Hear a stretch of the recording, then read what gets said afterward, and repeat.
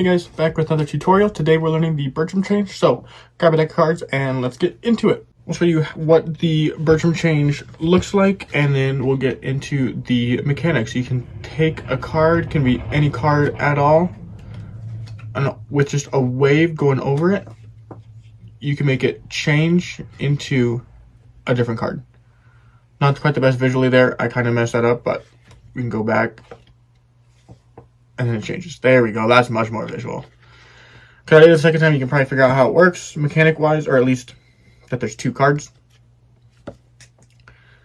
So you can use it for lots of different things. You can work it into effects as a reveal. So if they have their card or whatever, we'll get into that in a little bit. You need two cards, so I can do a double lift here. What I did at the beginning is called a convincer.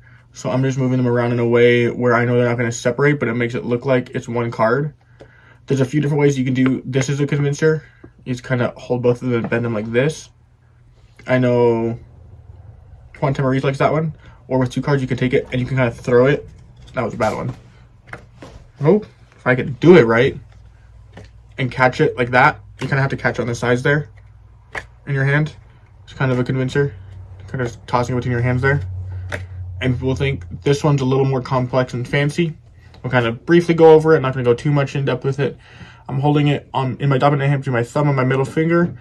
And with my pointer finger, I'm rotating it kind of like you do for Shapeshifter. But rather than just stopping here, I'm going all the way to make it flip. Make it go all the way back. And when I'm here, I'm holding the card with this meaty part of my hand and my middle finger. I'm going to move my thumb down here and my pointer finger. Lightly pinch with these. And with my middle finger, I'm going to pivot these. You can't do it slowly. It's a fast move. And the cards go together.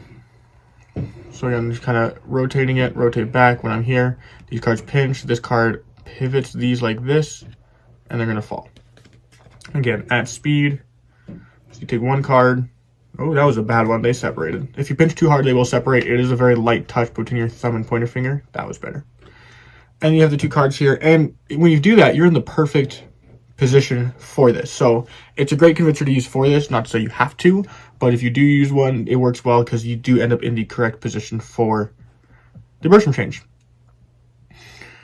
So the way the Bertram Change works is you take the card and when you go over it, it looks like it magically changes. I usually add this at the end where I spin it like this between my thumb and middle finger again to show one card. It doesn't, I don't say it's only one card. That makes people suspicious, but psychologically they think it's only one card, especially when you show both sides like that.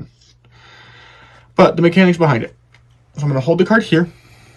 And with my dominant hand, I'm going to kind of shield it. So I can kind of show the card up, and I'm going to come down and shield it. So we're going to give you guys an exposed view here.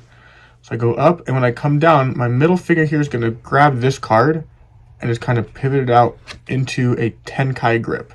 So Tenkai is just there with the middle of your palm. The card's kind of going down it, and your thumb's holding it.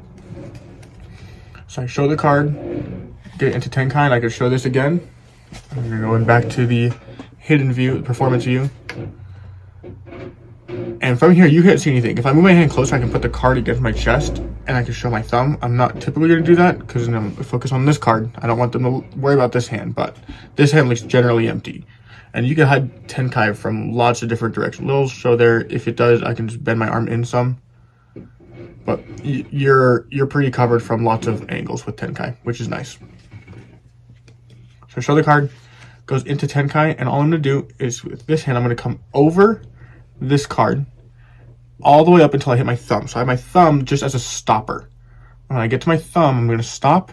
I can pinch here, and when I slide back, this hand is going along the sides of the card to square it up. So if the card's like this, when I go along the sides, I'm just squaring it. And my thumb's at the stopper, so I know they're even at the top. Again, from the performance view, just going over. And then you can show it. If you want to finish clean, you can take the deck and steal off the back cards. I can go like this, and I can show this as one card. I got rid of the other one. All I did for that was I have the card, the deck comes, and with these fingers I pull this out, and then I have theirs. Like I said before, you can use this as a reveal and trick. So let's say someone picked a card.